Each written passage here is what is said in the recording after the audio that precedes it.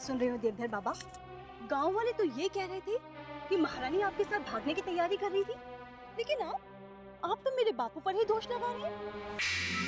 मैंने गांव वालों को सत्य बताया था, लेकिन क्या करूं, मेरी बात पर कोई विश्वास ही नहीं करता देवा। सत्य को अधिक दिनों तक नहीं छुपाया जा सकता है कुंदन भैया। पहले तुम अकेले थे, किंतु अब देवा भी तुम्हारे साथ है। याद रखना, एक दिन हम दोनों मिलकर उस महारानी पद्मावती और देवधर बाबा की पोल सारे गांव में खोल देंगे। विश्वास रखो देवा पर विश्वास। महारानी जी, ये क्या कर रहे हैं? हम अब जीवित नहीं रहना चाहते बाबा, हमें मर जाने दीजिए बाबा। हम और तिरस्कार नहीं सह सकते। हम जीवित नहीं रहना चाहते बाबा। नहीं महारानी जी, ये क्या कह रही हैं आप? जैसे अर्जुन की दृष्टि केवल मछली की आंख की ओर टिकी हुई थी, वैसे ही मेरी दृष्टि केवल चंद्रमुखी की फूल की ओर केंद्रित है। हम राजकुमारी चंद्रमुखी के सुरक्षा अधिकारी हैं। आश्चर्य है, आप तो महल में थे, फिर इस भटके हुए युवराज के साथ यहाँ कैसे?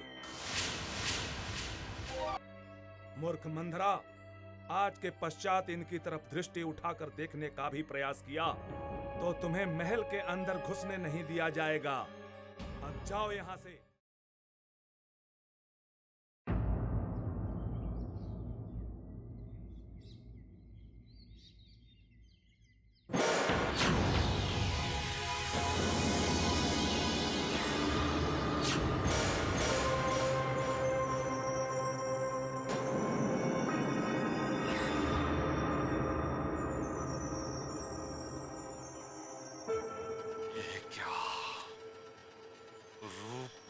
अधिकारियों ने वनराज जैसे योद्धा को भी अपने जाल में फंसा लिया। इसका मतलब है कि तुम्हें फूक फूक कर कदम रखना होगा भानु प्रताप सिंह। कहीं ऐसा ना हो कि राजकुमारी चंद्रमुखी को प्राप्त करने की बजाय उसकी कारागार में जीवन व्यतीत करना हो।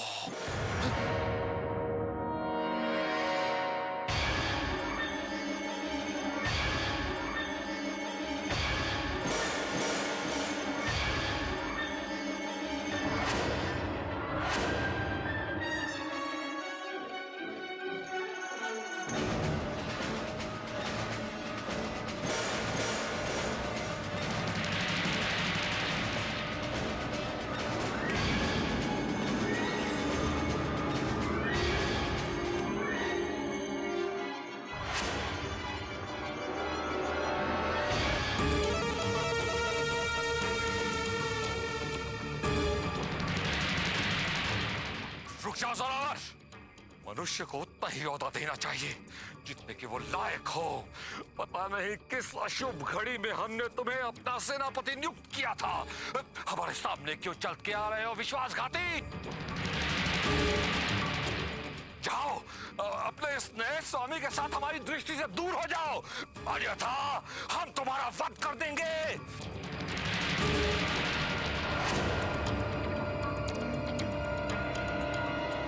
सरकार, फोड़ डालिए मेरे इस शीश को। मेरे इस शीश को फोड़कर जंगली पशुओं के सम्मुख डाल दीजिए। ये शीश जो जिंदगी भर आपके चरणों में पड़ा रहा, भूल से आपके ही सामने सर उठाकर आपको अपमान करने की चेष्टा, फोड़ डालिए सरकार। क्या सोच लगे सरकार? अरे फोड़ डालिए मेरे इस शीश को सरकार, इस शीश को फोड़ डालिए। आप तो रूपनगर के होने वाले भावी सम्राट हैं।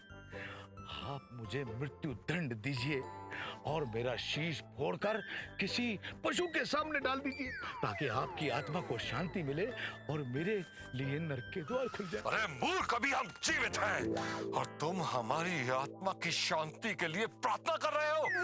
भूल हो गई सरकार, मुझसे बहुत बड़ी भूल हो गई सरकार। इस भूत ने, इस निशाचर ने, इस बनमानुस ने मेरी बुद्धि को हर लिया था सरकार। अब मैं मरते समय किसी की बुराई नहीं करना चाहता सरकार। अब आप मेरा वध कर दीजिए और मेरे पश्चात इस वनमानुष को मृत्यु घाट उतार देना, ताकि आज के पश्चात आपके किसी सेवक को कोई आपसे छीन ना सके। अरे मूर्ख! तुझे अपने शुद्र मुख से हमारा वध करने की बात करते हुए लज्जा नहीं आई? दोस्त व्यक्ति, क्या तो ये भूल गया कि हम तेरे स्वामी हैं, तेरे अन्नदाता हैं, तेरे गुरुदेव हैं गुरुदेव। धिक्कार है। अरे जा जा, अरे अपना मुख देख, ये मुख और मसूर की दाल। अरे अपना मुख किसी नदी में जाकर देख। अरे वनमानुष, अरे आज के पश्चात यदि तूने ये कहा कि तू मेरा स्वामी है, अरे स्वामी, जोरावर का स्वामी केवल और केवल महाराज भानु प्रताप सिंह हो सकते हैं। और आज के पश्चात अगर तूने मुझे अपना सेवक कहा ना, तो मेरे सरकार तेरे इस पहाड़ जैसे शरीर के टुकड़े करके तुझे गंगा में बहा देंगे। समय को देखते हुए जोरावर और इस वनमानुष लोहा सिंह को अपना बनाकर रखने में ही भलाई है, क्योंकि रूपनगर के अधिकारियों से कभी लड़ने का अवसर आया तो हम इन दोनों को ही बलि का बकरा बनाएंगे। चक्रवर्ती सम्राट महाराज भानु प्रताप सिंह क्या सोचने लगे? सरकार, यदि आप मुझे आदेश दें, आज्ञा दें, तो मैं इस वनमानुष का शीश तोड़कर आपके चरणों में डाल दूं। नहीं नहीं जोरावर, इसकी कोई आवश्यकता नहीं। हमें लगता है कि लोहा सिंह ने भूल में ऐसी गलती की थी जिसके कारण हमें तुमसे कुछ दिन दूर रहना पड़ा। हमें तो किसी से कोई शत्रुता नहीं। ये हम क्या सुन रहे हैं? लगता है तुम हमारी शक्तियों से भयभीत हो गए हो, तभी हमारे साथ मैत्रीपूर्ण व्यवहार करने लगे हो। तुम चाहे जो कुछ भी सोच लो लोहा सिंह, किंतु हमने अहिंसा का व्रत ले लिया है। अब हम किसी से भी किसी प्रकार से उलझना नहीं चाहते। ठीक है, यदि तुम हमारे संघर्षपूर्ण पथ पर व्यवधान डालने का प्रयत्न नहीं करोगे, तो हम भी तुम्हें आश्वासन देते हैं कि हम तुम पर कभी आक्रमण नहीं करेंगे। हम तुम्हें अभयदान देते हैं, किंतु पहले तुम्हें यह कहना होगा कि तुम पलटकर कहां जा रहे थे। नहीं लोहा सिंह, इस रहस्य को तुम इतनी आसानी से नहीं जान सकते। इस रहस्य को जानने के लिए तुम्हें हमें अपना गुरु मानना होगा। चले जोरावर? हाँ हाँ सरकार, मैं तो आपके आदेश की प्रतीक्षा कर रहा था। चलिए इस ओर।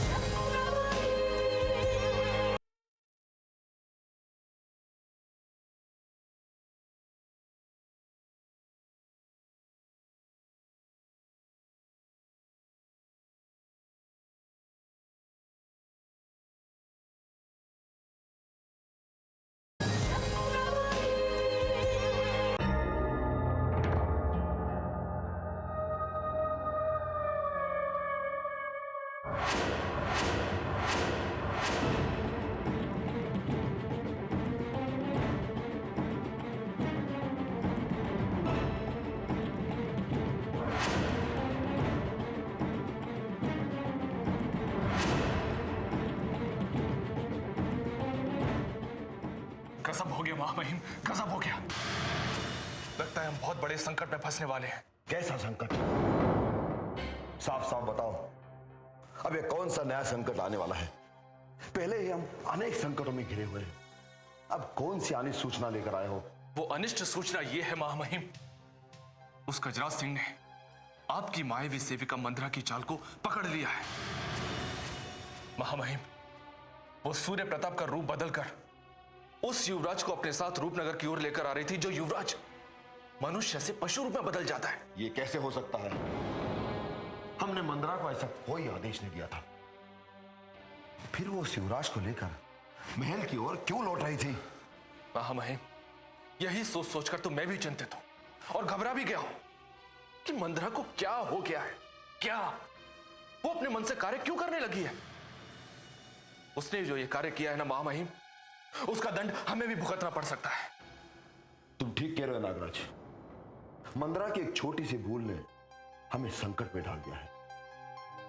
अब गजराज सिंह ये सोचने लगेंगे कि रूपनगर की महल की ओर आने वाले समस्त राजा महाराजाओं को हम ही बंधक बनाया करते थे। हाँ महामहिम, पूर्व मंत्रीवर रणवीर सिंह के कार्यों का दोष अब हम पर भी लगेगा। मंदरा के इस कार्य ने हम दोनों को संदेह के घेरे में पहुंचा दिया है। मन तो करता है कि इस मंदरा को देश निकाले का दंड दे दो, क्योंकि उसी के कारण हम दोनों एक भारी संकट में फंसने वाले हैं। नहीं नागराज, हम भी राजनीति के उच्च खिलाड़ी हैं। किसी भी संकट के आने से पहले हम उसका तोड़ निकाल लेंगे, किंतु इस समय हम मंदरा को दंड नहीं देंगे। किंतु क्यों महामहिम, क्यों? आज तक हमारी किसी भी सेविका ने इतनी बड़ी भूल नहीं की है जितनी मंदरा ने की है। तो फिर आप उसे क्षमा क्यों कर रहे हैं? नागराज, हमने मंदरा को क्षमा नहीं किया है, किंतु समय को देखते हुए हम उसे अभी दंड नहीं दे सकते, क्योंकि यदि दंड के रूप में हमें उसे देश निकाला दे दिया तो भुवन सिंह और गजराज सिंह को हम पर संदेह हो जाएगा और वो समझ जाएंगे कि हमने अपने बचाव के लिए मंदरा को लुप्त कर दिया है। ये तो मैंने सोचा ही नहीं था महामहिम, किंतु अब हम क्या करें, क्योंकि मेरी तो कुछ भी समझ में नहीं आ रहा है। आप ही मुझे समझाइए महामहिम कि हमारे बचने का क्या मार्ग हो सकता है। हमारे पास केवल एक ही मार्ग बचा है। यदि हम उस वशिराज को रूपनगर और रूपनगर के महल में प्रवेश करने से रोकते तो हम पर कोई संकट नहीं आ सकता। आपके विचार तो अति उत्तम है महामहिम, किंतु हम उसे कैसे रोक पाएंगे, क्योंकि गजराज सिंह जी तो उस युवराज की बड़ी आवभगत में लगे हैं और उस युवराज को लेकर रूपनगर के महल की तरफ बढ़ रहे हैं। महामहिम, वो युवराज किसी भी समय इस महल में प्रवेश कर सकता है। नहीं, हम उनके आने से पहले भुवन सिंह जी के कान भर देंगे। उस आधे पशु और आधे मनुष्य के विषय में भुवन सिंह जी के मन में इतना भय भर देंगे कि वो उस पशुराज को रूपनगर में प्रवेश नहीं करने देंगे। यदि ऐसा संभव हो गया महामहिम, तो हम रूपनगर के इस महल में जीवन भर चांदी काटते रहेंगे। चलिए महामहिम, चलिए, इससे पूर्व की रूपनगर की प्रजा पर कोई संकट आए, हमें तत्काल भुवन सिंह जी से मिलकर इस समस्या का समाधान ढूंढना चाहिए। तुम ठीक कह रहे हो। देखना, भुवन सिंह जी हमारी बात अवश्य मानेंगे और उस पशुराज को बीच में रोककर रूपनगर में आने वाले किसी भी संकट को टाल देंगे। चलो।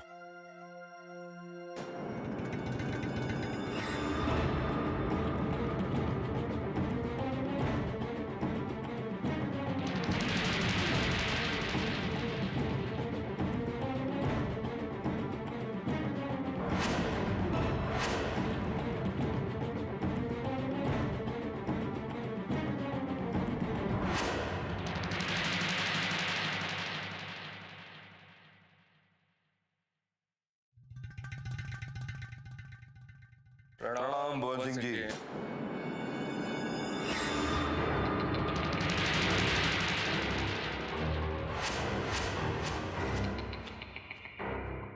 आप दोनों अचानक यहाँ? आप दोनों इतने घबराए हुए क्यों हैं? सब कुशल मंगल तो है ना? नहीं भुवन सिंह जी, हमें तो अब चारों ओर अनिष्ट ही अनिष्ट दिखाई दे रहा है। क्या चारों ओर अनिष्ट ही अनिष्ट दिखाई दे रहा है? कुछ समझे नहीं। साफ साफ बताओ कि हुआ क्या? भुवन सिंह जी, मैं आपको बताता हूं। रूपनगर में एक ऐसा मनुष्य प्रवेश कर रहा है जो देखते ही देखते मनुष्य रूप से अचानक एक भयानक पशु रूप में बदल जाता है।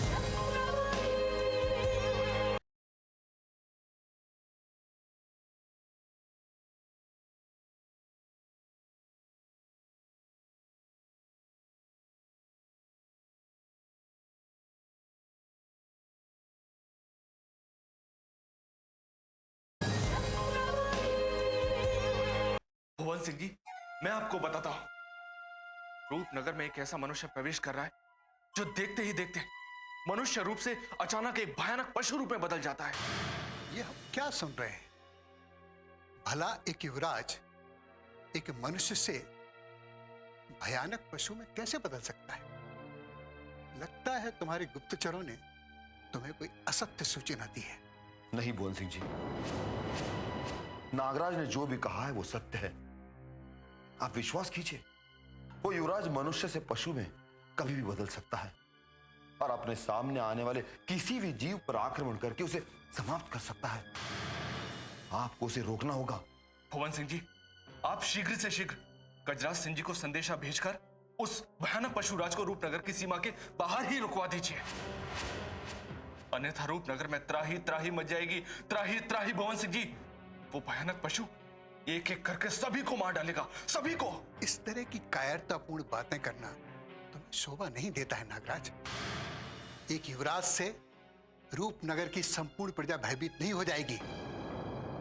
लगता है तुम्हें कोई भ्रम हुआ है। इसलिए आप दोनों उस युवराज को भूल जाओ और उनके विषय में सोचो जिन्हें पकड़कर कारागार तक पहुंचाने की जिम्मेवारी आप दोनों को सौंपी गई है। किंतु अभी तक पूर्व मंत्रीवर रणवीर सिंह और उनके भाई परमवीर सिंह को बंदी क्यों नहीं बनाया गया? हमें इसका उत्तर चाहिए। पूर्व मंत्री और रणवीर सिंह अभी भी अस्वस्थ है, इसीलिए वैद्यराज उन्हें किसी से मिलने नहीं दे रहे हैं। वैद्यराज का कहना है कि जब तक रणवीर सिंह पूर्ण तरह से स्वस्थ नहीं हो जाते, वह उन्हें किसी से मिलने के लिए अनुमति नहीं देंगे। इसलिए हम विवश हैं भुवन सिंह जी। किंतु उनके भाई परमवीर सिंह को पकड़ने में तो कोई व्यवस्था नहीं है राजवीर सिंह। फिर उनके भाई परमवीर सिंह को बंधक बनाने में तुम अभी तक सफल क्यों नहीं हुआ? क्षमा करें भुवन सिंह जी, पूर्व मंत्री और रणवीर सिंह के भाई परमवीर सिंह को हमारे गुप्तचर खोज रहे हैं, किंतु पकड़े जाने के भय से परमवीर सिंह रूपनगर के जंगलों में कहीं छिप गए हैं। किंतु हमारे गुप्तचर उन्हें शीघ्र से शीघ्र खोज निकालेंगे। भुवन सिंह जी, वो दोनों भाई आज नहीं तो कल अवश्य पकड़े जाएंगे, अवश्य, क्योंकि हमारे गुप्तचर उन पर अपनी दृष्टि जमाए हुए हैं। किंतु सबसे पहले हमें उस युवराज के बारे में सोचना चाहिए जो इस समय रूपनगर के लिए एक बहुत बड़ा संकट बना हुआ है। नागराज, फिर तुम उसी युवराज के बारे में बात करने लगे हो जिसके अस्तित्व पर हमें कोई विश्वास नहीं है। हम नहीं मान सकते कि बाहर से आने वाला युवराज पशु भी बन सकता है। भुवन सिंह जी, उस युवराज को हमने अपने नेत्रों से देखा है, हम पर विश्वास कीजिए। यदि आपने हमारे इस आग्रह को ठुकराया ना, तो हमारे राज्यों को बहुत हानि उठानी पड़ेगी। भुवन सिंह जी, हम कोई सुनी सुनाई बात नहीं कर रहे हैं। मैंने और महामहिम ने स्वयं अपने बड़े बड़े नेत्रों से उस मनुष्य को भयानक पशु रूप में बदलते हुए देखा है। ये क्या कह रहे हो? क्या तुम्हारे नेत्रों ने उस विचित्र युवराज को पशु में बदलते हुए देखा है? किंतु ये कैसे हो सकता है? आज से पूर्व रूपनगर के जंगलों में कभी ऐसी घटना नहीं घटी है। भुवन सिंह जी, पहले का तो हम कुछ नहीं कह सकते, किंतु अब जो हो रहा है वो सब हमने आपको बता दिया है। अब आप जो चाहें सो कीजिए। हमने तो आपको सत्य बताकर अपना कर्तव्य पूर्ण कर दिया है। कहीं ये दोनों सत्य तो नहीं कह रहे हैं? इन दोनों की बातों से ऐसा प्रतीत होता है कि दाल में कुछ काला है। भुवन सिंह जी, सोचने विचारने में समय नष्ट मत कीजिए। यदि आपको हमारी बातों पर विश्वास नहीं है तो आप उस अतिथि युवराज सूर्य प्रताप सिंह से स्वयं पूछकर देख लीजिए। वो आपको उस पशुराज के विषय में सत्य बता देंगे।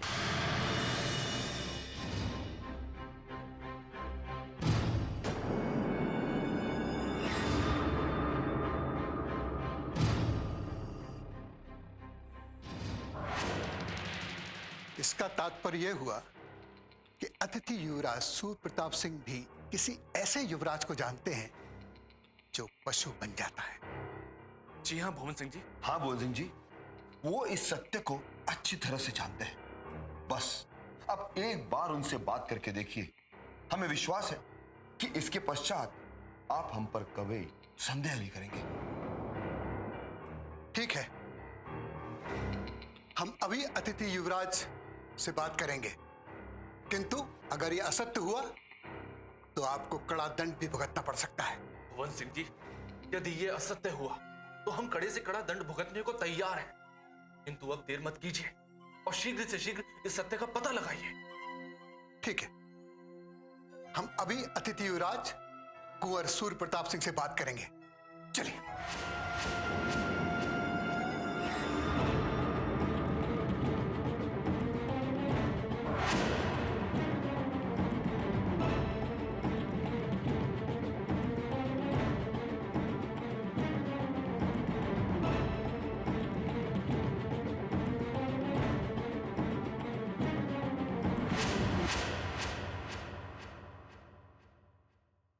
रूपनगर नरेश के प्रमुख सलाहकार भुवन सिंह का प्रणाम।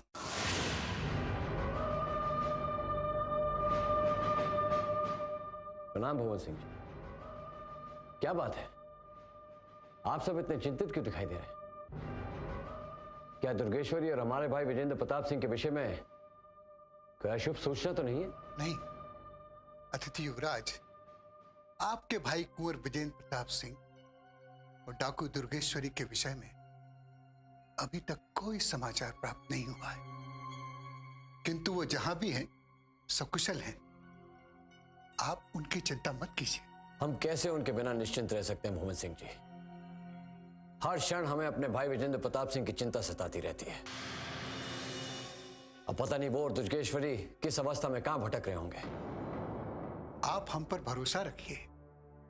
जैसे अलकापुरी नरेश के सुपुत्र वनराज हमारे अधिकारियों को मिल गए हैं, उसी तरह आपके भाई कुंवर विजेंद्र प्रताप सिंह और डाकू दुर्गेश्वरी भी हमको मिल जाएंगे। क्या आप ये कहना चाहते हैं कि वनराज रूपनगर की सीमा में सुरक्षित प्रवेश कर गए हैं? हाँ अतिथि युवराज, जंगल में भटके हुए सुदूर देश के युवराज वनराज को हमने खोज लिया है और शीघ्र ही उन्हें रूपनगर के महल में लाया जाएगा। क्या आप उनसे परिचित हैं? हम उस युवराज वनराज से अच्छी तरह से परिचित हैं, किंतु वो तो दुर्गेश्वरी और विजेंद्र प्रताप सिंह के साथ थे, तो फिर वो अकेले ही आपके अधिकारियों को क्यों मिले? क्या दुर्गेश्वरी और विजेंद्र प्रताप सिंह उनके साथ नहीं थे? नहीं अतिथि युवराज, रूपनगर के जंगलों में वनराज अकेले ही पाए गए थे, उनके साथ कोई नहीं था। हम अभी और इसी समय वनराज से मिलना चाहते हैं। दुर्गेश्वरी और विजेंद्र प्रताप सिंह का कोई भी भेद पाने के लिए हमारा वनराज से मिलना अति आवश्यक है। अतिथि युवराज, क्या आपके मित्र वनराज वही युवराज हैं जो अचानक मनुष्य रूप से पशु रूप धर लेते हैं? हाँ, वो वही युवराज है जो जब चाहे पशु में बदल सकता है।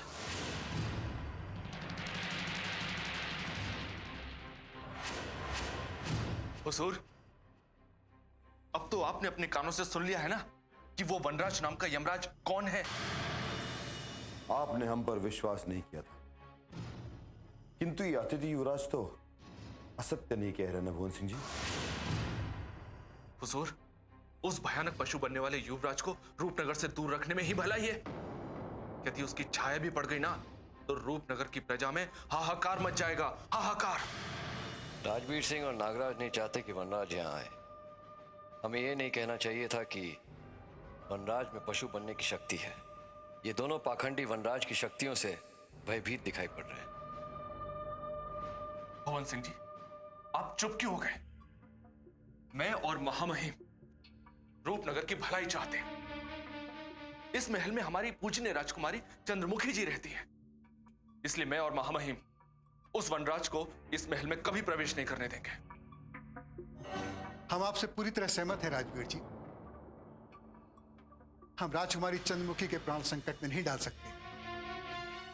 राजकुमारी चंद्रमुखी जी से मंत्रणा करने के पश्चात ही वनराज को महल में रखने का निर्णय लिया जाएगा।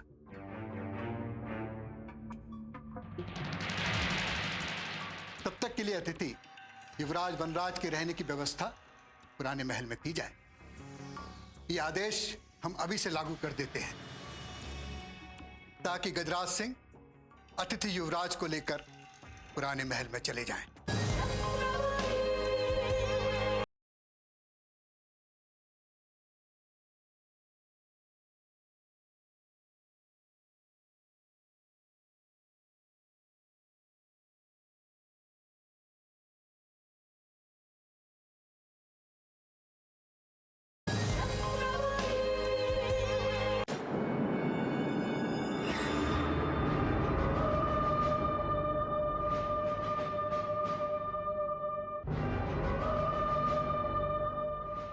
वनराज रूपनगर की सीमा में अकेले आ गया तो दुर्गेश्वरी और कुंवर विजेंद्र प्रताप सिंह कहाँ लुप्त हो गए?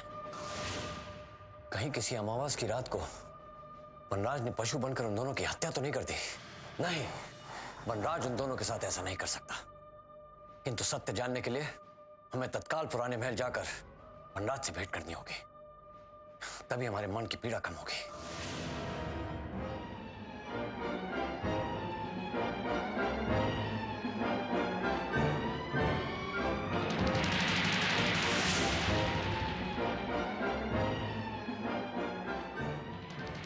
अतिथि युवराज के मुख पर छाई चिंता की लकीरें बता रही हैं कि उन्हें अपने भाई विजेंद्र प्रताप और दुर्गेश्वरी के लुप्त होने का भय सता रहा है।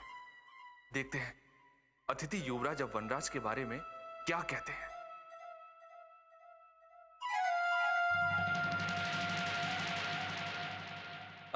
क्या बात है युवराज, आप बहुत चिंतित दिखाई दे रहे हैं। हाँ नागराज, हमें अपने भाई की चिंता सता रही है।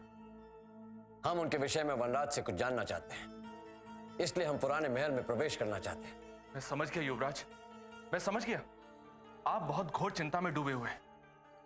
आप यही सोच रहे हैं ना कि आपके भाई कुंवर विजेंद्र प्रताप सिंह और दुर्गेश्वरी अचानक कहां लुप्त हो गए और ये वनराज अकेला रूपनगर कैसे पहुंच गया। हाँ नागराज, हम इसी चिंता में डूबे हुए हैं, जबकि आपके गुप्तचरों ने हमें यह सूचना दी थी कि दुर्गेश्वरी हमारे भाई विजेंद्र प्रताप सिंह और वनराज के साथ रूपनगर की ओर बढ़ रही हैं। तो फिर वो दोनों कहां खो गए? वनराज उन्हें अकेला कैसे छोड़कर आ गया? क्षमा कीजिए युवराज, मुझे एक भय सता रहा है। उसे बताते हुए मुझे डर लग रहा है कहीं आप मुझ पर क्रोधित ना हो जाए और राजकुमारी चंद्रमुखी आपका अपमान करने के दंड में मुझे फांसी पर न लटका दें। डरो मत नागराज, हम कभी आपका हित नहीं चाहेंगे। शीघ्र बताओ, कौन सा भय आपको सता रहा है? युवराज, मुझे तो लगता है कि उस युवराज ने पशु रूप में आकर दुर्गेश्वरी और आपके भाई विजेंद्र प्रताप सिंह की हत्या कर दी है। नहीं, नहीं हो सकता ये। युवराज, मैं भी यही चाहता हूं कि भगवान ऐसा अनर्थ कभी ना करे, किंतु होनी को कौन टाल सकता है युवराज? कौन? मैं स्वयं जानता हूं। वो पशुराज जब पशु रूप में आता है ना तो बहुत ही हिंसक और निर्दयी बन जाता है। हम इससे आगे और कुछ नहीं सुनना चाहते। आप हमें किसी भी तरह पुराने महल तक पहुंचा दीजिए। हम इसी समय वनराज के साथ मिलकर कुछ बात करना चाहते हैं। आपकी इच्छा अवश्य पूर्ण होगी युवराज, अवश्य। किंतु आप उस वनराज को मेरे बारे में कुछ मत बताना। यदि उसे क्रोध आ गया तो वो पशु बनकर मुझे कच्चा ही चबा जाएगा। आप अपनी चिंता छोड़िए नागराज और पुराने महल का मार्ग बताइए। थोड़ा सा सब्र कीजिए युवराज, थोड़ा सा सब्र। अभी गजराज सिंह उस वनराज को लेकर पुराने महल में पहुंचे नहीं है। जैसे ही वो उस पुराने महल में पहुंचेंगे उसकी सूचना तत्काल इस महल में पहुंच जाएगी।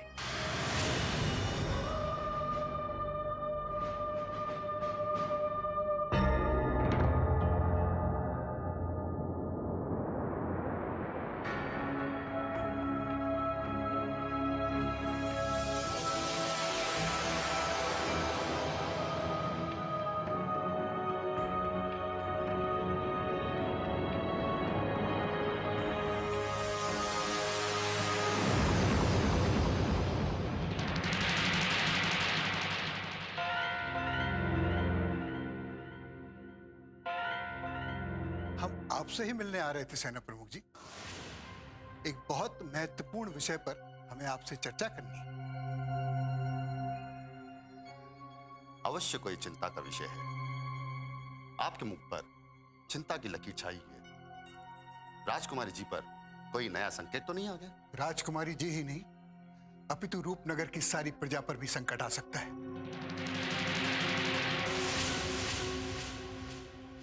क्योंकि हमारा सामना एक ऐसे युवराज से होने वाला है जो मनुष्य भी है और पशु भी है।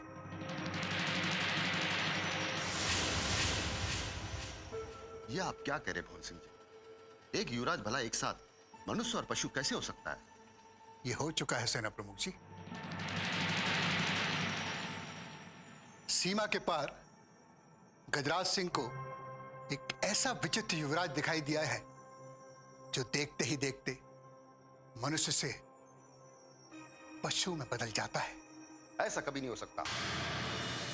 मैंने आज तक किसी मनुष्य को पशु के रूप में बदलते हुए नहीं देखा। अवश्य गजराज सिंह को कोई भ्रम दृष्टि हुआ होगा, इसलिए उन्होंने आपको विचित्र सूचना दी होगी। नहीं सेना प्रमुख जी, ये सत्य है और गजराज सिंह को तो हमने सूचना देकर रोक दिया है, अन्यथा वो उस विचित्र युवराज को लेकर रूपनगर के महल में आ रहे थे। अब उस युवराज को महल में लाने का क्या लाभ है भवन सिंह जी? जब आपको विश्वास हो गया कि इस युवराज में पशु बनने की विचित्र शक्ति है, तो उसे महल से दूर रखने में ही हमारी भलाई है। और हमने यही सोचकर उस युवराज के रहने की व्यवस्था पुराने महल में कर दी है। इस समय गजराज सिंह उस युवराज को लेकर पुराने महल की तरफ बढ़ रहे हैं। किंतु ऐसे विचित्र युवराज को महल में रखना भी संकट को न्योता देना समान है। ऐसे युवराज को जंगल में रखना चाहिए ताकि वो किसी को हानि ना पहुंचा सके। हम चाहकर भी ऐसा नहीं कर सकते। हम राजकुमारी चंद्रमुखी के आदेश को नहीं ठुकरा सकते। राजकुमारी चंद्रमुखी का आदेश है कि रूपनगर के जंगलों में भटकने वाले प्रत्येक युवराज को सम्मान पूर्वक महल में लाना हमारा कर्तव्य है। इसलिए हम विवश हैं सेना प्रमुख जी। आप ठीक कह रहे हैं। हम राजकुमारी चंद्रमुखी जी के आदेश को ठुकरा नहीं सकते, किंतु समस्या बड़ी गंभीर है। क्या आपने इस समस्या से छुटकारा पाने का कोई उपाय सोचा है? उपाय अब केवल राजकुमारी चंद्रमुखी ही बता सकती हैं। हमें तत्काल अब उस विचित्र युवराज की शक्तियों के बारे में राजकुमारी चंद्रमुखी को बता देना चाहिए, ताकि समय निकलते ही कोई उपाय निकल सके। मैं भी यही सोच रहा भुवन सिंह जी। हमें तत्काल राजकुमारी जी के पास जाकर इस समस्या का समाधान ढूंढ लेना चाहिए। चलिए।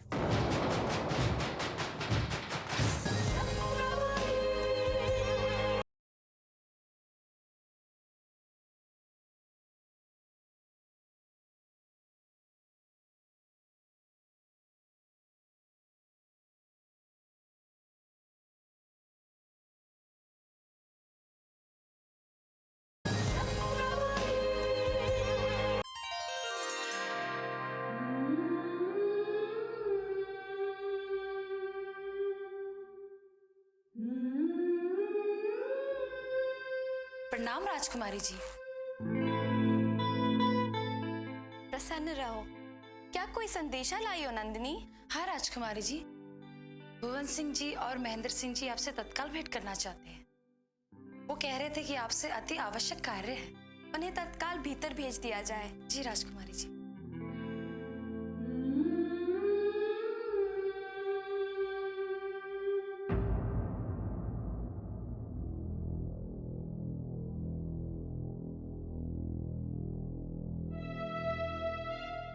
क्या बात है भुवन काका, आप और सेना प्रमुख जी इतने चिंतित क्यों दिखाई दे रहे हैं? बात ही चिंता की है बेटी। अभी कुछ समय पूर्व हमारे अधिकारियों को एक भटका हुआ युवराज मिला है जो रूपनगर में प्रवेश करने की चेष्टा कर रहा था। इसमें चिंता की क्या बात है भुवन काका? ये तो हमारे लिए प्रसन्नता का समाचार है। आप उस युवराज को तत्काल राजअतिथि बनाकर हमारे इस रूपनगर के महल में ले आइए। हम यही तो नहीं कर सकते राजकुमारी जी, क्योंकि वो युवराज कोई साधारण मनुष्य नहीं, और जब चाहे तब मनुष्य से पशु बन जाता है। हाँ बेटी, ये सत्य कह रहे हैं। जब चाहे वो मनुष्य से पशु बन जाता है? ये कैसी विचित्र सूचना लेकर आए हैं आप? हमें कुछ समझ में नहीं आ रहा है।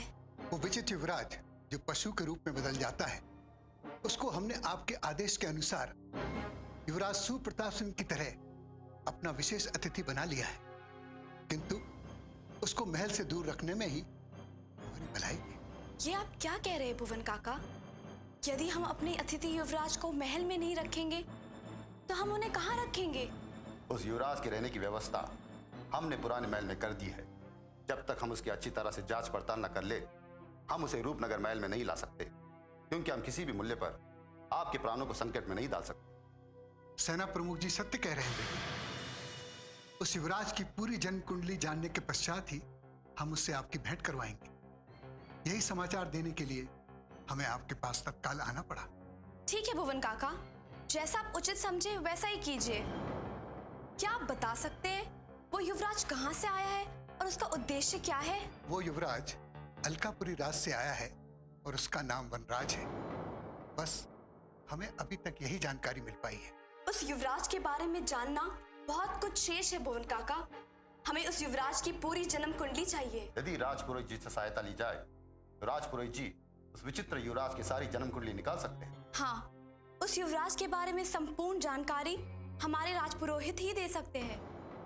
तब तक आप पुराने महल की सुरक्षा और कड़ी कर दीजिए, किंतु ध्यान रहे इसका पता उस विचित्र युवराज को नहीं लगना चाहिए। आप निश्चिंत रहिए बेटी, हम ऐसी जांच पड़ताल करेंगे कि महल की दीवारों को ही पता नहीं चलेगा। अब आप हमारे लिए 2 बुद्धिमान युवतियों का प्रबंध कीजिए जो हमारे लिए गुप्तचरी कर सके। जैसी आपकी इच्छा, पर आपको अचानक 2 गुप्तचर युवतियों की क्या आवश्यकता पड़ गई? जब से अतिथि युवराज सूर्य प्रताप सिंह ने उस फूल की चर्चा की है, तब से हमें उस फूल की बहुत चिंता सताने लगी है। इसलिए हम महिला गुप्तचरों की नियुक्ति चाहते हैं ताकि हमें पल पल की जानकारी प्राप्त हो सके। हम शीघ्र से शीघ्र ये व्यवस्था कर देंगे।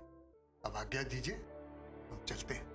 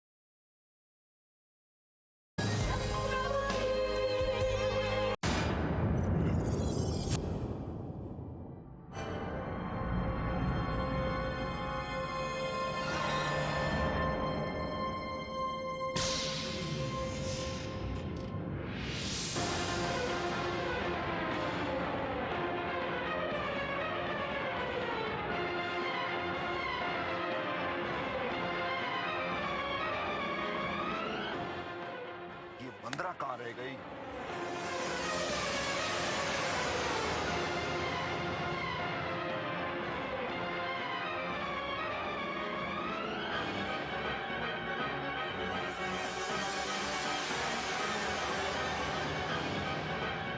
महामहिम,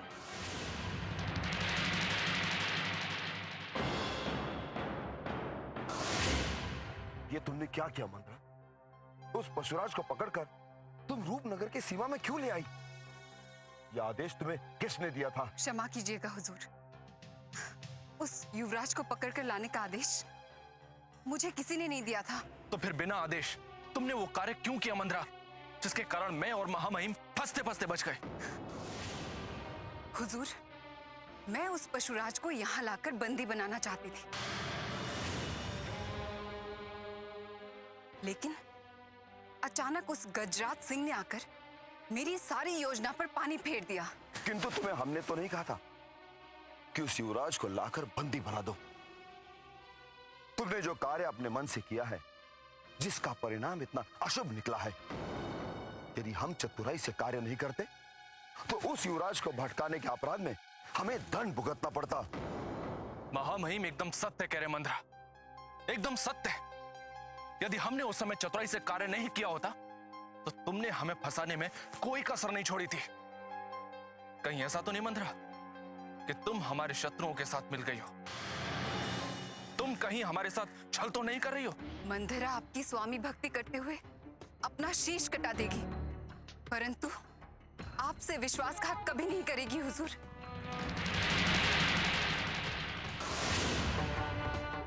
मैंने तो ये सोचकर उस युवराज को फंसाने का प्रयत्न किया था कि यदि वो एक बार बंधक बन जाए तो उसके भय से सदा सदा के लिए मुक्ति मिल जाएगी।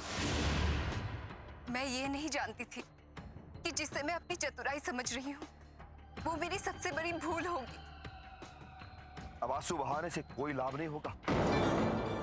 यदि दूसरी बार तुमने हमारी आज्ञा के बिना कोई भी कार्य किया तो हम तुम्हें अपनी सेवा से मुक्त कर देंगे मंदरा।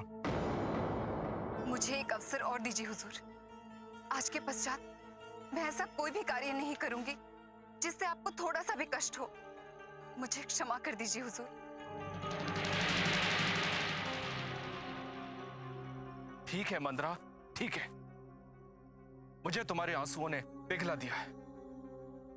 इस बार तो मैं तुम्हें क्षमादान दे रहा हूं, किंतु याद रहे भविष्य में ऐसी गलती दोबारा नहीं होनी चाहिए। अब कभी भूल नहीं होगी। मैं आपको वचन देती हूँ। अब बताइए मेरे लिए क्या आदेश है?